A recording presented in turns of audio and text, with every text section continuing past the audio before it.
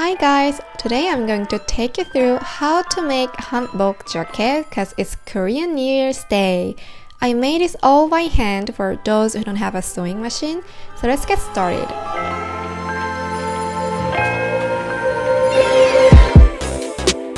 First off, you will need a pattern for the doll clothes. So this your pattern is now available at dollbride.com for free for this February. Its basic shape is based on this jacket we once wore during the idol era.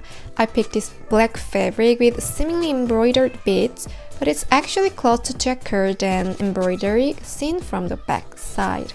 You can use any kinds of fabric actually, unless that's too thin. Now get the pattern printed out at full scale. A 9mm bias binding would be perfect for the color. Here are two types of ribbons, each of which is gonna be used for the dongjeong and the cut string. And you will also need a facing. It's a fabric with fusible glue on one side. I think hanbok looks even more beautiful when there's no sewing line visible.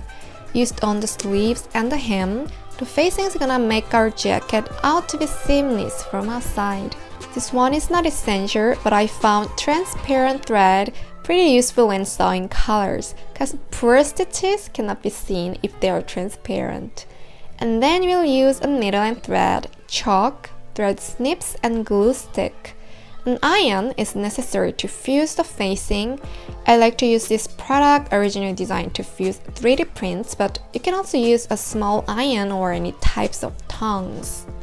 Now let's really jump into making. We are gonna cut the pattern out. We need one cut of the bodice back and two cuts of the front and the sleeve. Flip the front and sleeve pattern for the second cut. And then copy the pieces onto the back side of fabric. It's gonna make your crafting a lot easier if you copy the center, places of fold, notches as well. Now cut out the pieces. I would use big sewing scissors, but they are nowhere now. So I'm using student scissors and they are just fine. Rather pretty good actually. If we had to make dozens a day as a profession, we would need professional ones, but come on, it's just heavy, we'll be fine. So here we have 5 pieces. Lay out the bodice pattern so that the front and the back shoulders of the bodice are facing each other. I'll begin with sewing the shoulders. Just so you know, make sure if all the outside surfaces are meeting each other.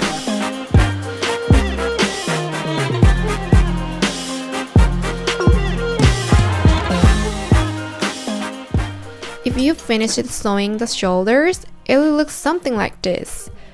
The body's back and the front. And this is gonna be the placket. Glue the seam and fold it. I used fabric glue stick, but I don't think you necessarily need it, cause the glue doesn't work so good on this type of fabric and we are not gonna wash the jacket anyway. Just use any type of glue unless that's liquid. Please don't glue the lower third, and I will tell you why a few minutes later. Now I'll add the color. I use this 9mm bias binding, but you can also make one yourself using this bias pattern. Spread and fold the end of the bias and sew it. Align it with the seam of the bodice and sew along the neckline. If you pick the bias in different size, then make sure to fit that in 9mm seam allowance. Again, the outside surfaces should be facing each other. Seems like I didn't have to use transparent thread now. Spare yours until the next step.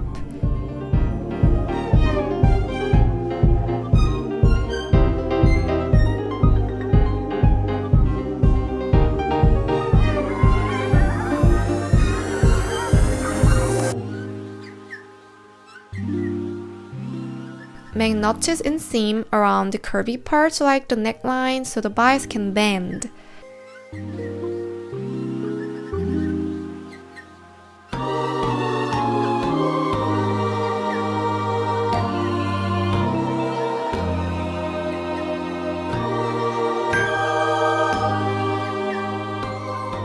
Fold and sew the other end of the bias as well.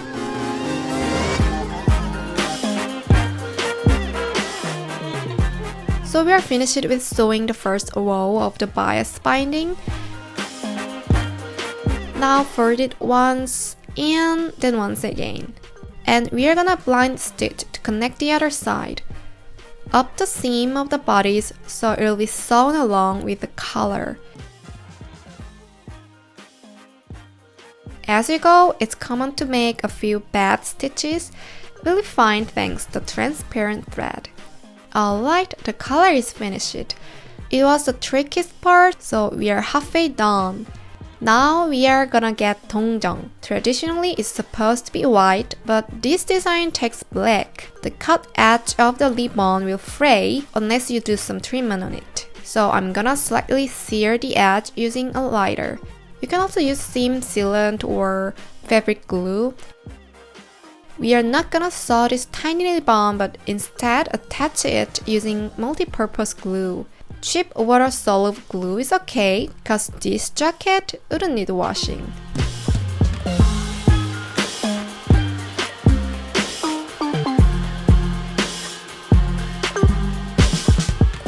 Let's add the sleeves. Their shape is very curvy, so we are gonna make some notches at the seam of armholes of both of the bodies and sleeves.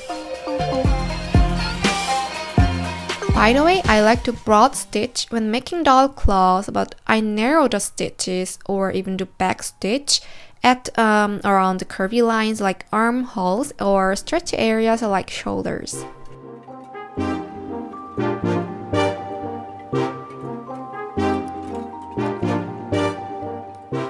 Yeah, both sleeves are connected, so here we are gonna use a facing, the adhesive interlining.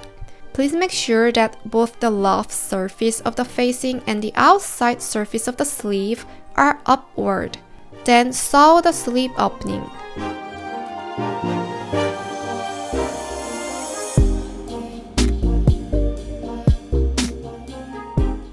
And turn it over. Fold it again and you don't see any sewing line from outside. Now iron the facing so it is fused and attached. If you are done with both sleeves, sew along from the sleeve opening to the armhole and to the waistline each side. After making a couple stitches, see if the opening is larger than your doll's hand, otherwise he wouldn't be able to put this on.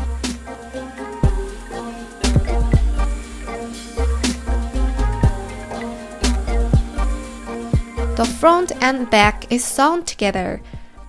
Now turn it over and see the oval shape. I used forceps, but you can generally push the sleeves in using something long like a pencil. Cool, it's almost done. Now we only have bottom hemming left for the shape. We are gonna use the adhesive interlining here as well. Do you remember I told you not to glue the lower third of the placket? That's cause it needs to be turned over in this step. Again, get the loft, fusible surface of the facing upward and then sew along the bottom line. It's almost always recommended to spread the seams in both directions.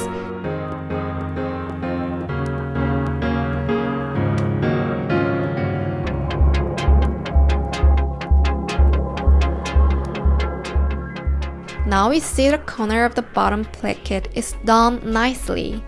Repeat the same procedure as the sleeve opening.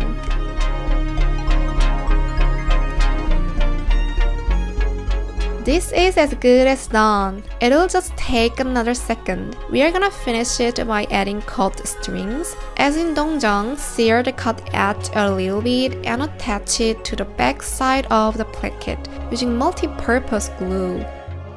This jacket is like a loose outer garment, so we are not gonna tie the coat strings. Alright, shall I put this on my V-doll and see how it looks?